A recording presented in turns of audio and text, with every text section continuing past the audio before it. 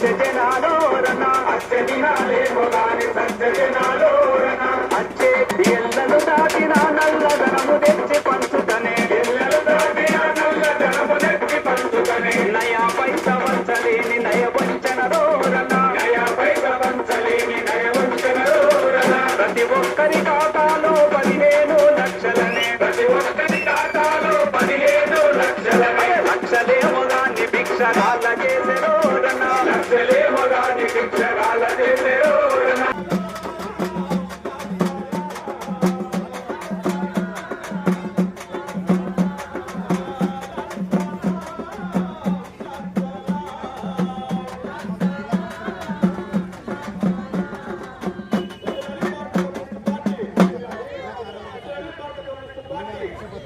భారతదేశంలో దేశవ్యాప్తంగా ఈ రోజు నుండి 14వ తారీఖు వరకు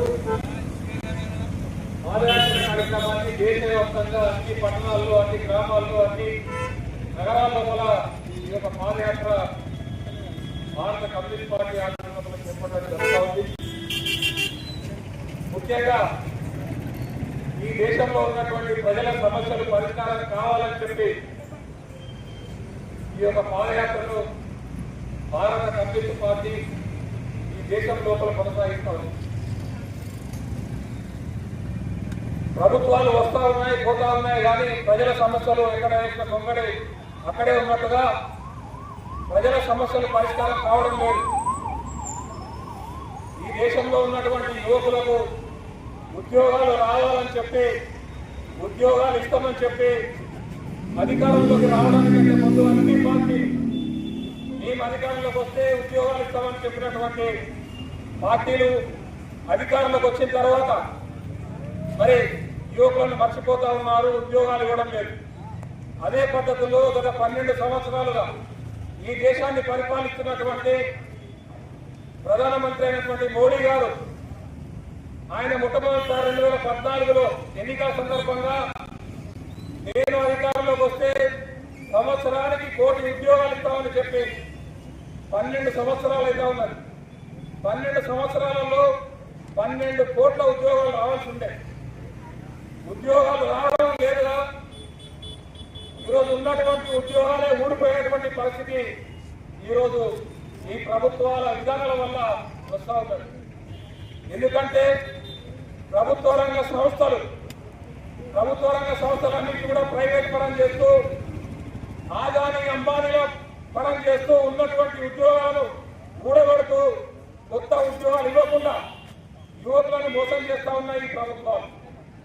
అంతేకాకుండా ఈరోజు విద్యార్థులకు మంచి విద్యనిస్తామని చెప్పి వాగ్దానం చేసినటువంటి ప్రభుత్వాలు మరి విద్య అనేది అంగడి సరుకు.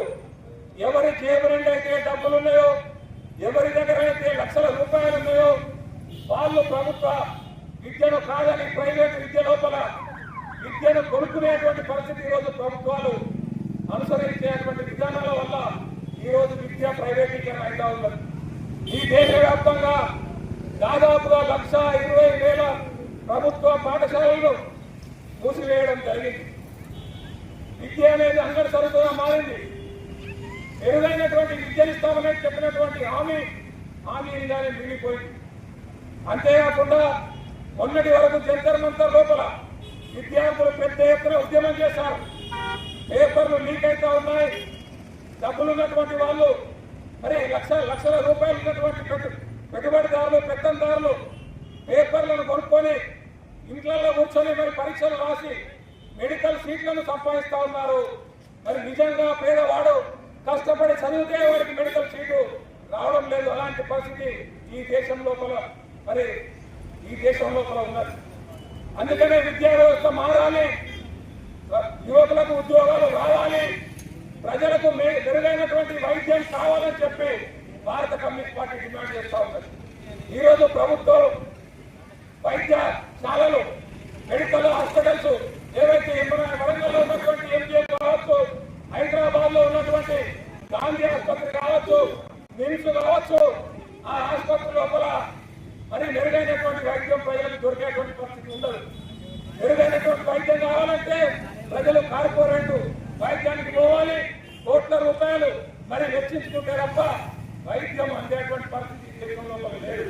అందుకనే ఈ దేశం లోపల ఈ ప్రభుత్వాలు ముఖ్యంగా ఈ 12 సంవత్సరాలుగా భారతదేశం లోపల ఎప్పుడైతే బీజేపీ పార్టీ అధికారంలోకి వచ్చిందో ఈ 12 సంవత్సరాలుగా యువకులకు ఉద్యోగాలు రావడం లేదు, పిల్లలకు మరి విద్య రావడం లేదు, మెరుగైనటువంటి వైద్యం దొరకడం లేదు. అన్ని వర్గాల ప్రజలు ఈ రోజు ఇబ్బందులు పడతా ఉన్నారు. కార్మిక వర్గం ఇబ్బందులు పడతా ఉన్నది, రైతులు ఇబ్బందులు పడతా ఉన్నారు. రైతులు పండించినటువంటి పంటలకు గిట్టుబాటు ధర రావడం లేదు.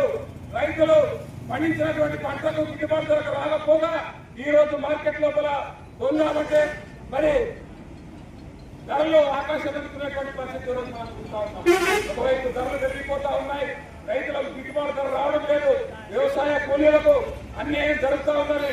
ఈ అన్ని సమస్యలు పరిష్కారం కావాలంటే ఈ దేశం నుండి ఎవరైతే పరిపాలన చేస్తా ఉన్నారో, పెట్టుబడిదారు వర్గాలకు మూడిగం చేస్తా ఉన్నారో అలాంటి పాలకులు పోవాలి, ఈ దేశం లోపల మార్పు రావాలి, మరి బీజేపీ పోవాలి, ఈ దేశం లోపల మార్పు రావాలి అనేటువంటి నిర్ణయంతో భారత కమ్యూనిస్ట్ పార్టీ ఆధ్వర్యం లోపల మరి 14వ తారీఖు వరకు ఈ దేశంలో ఉన్నటువంటి అన్ని పట్టణాల లోపల ఈ రకమైనటువంటి పాదయాత్ర ద్వారా ప్రజలను చైతన్యవంతం చేస్తూ మార్పు కోసం పోరాటం అనేటువంటి పద్ధతుల్లో భారత కమ్యూనిస్ట్ పార్టీ కార్యక్రమాన్ని కొనసాగిస్తా ఉన్నది.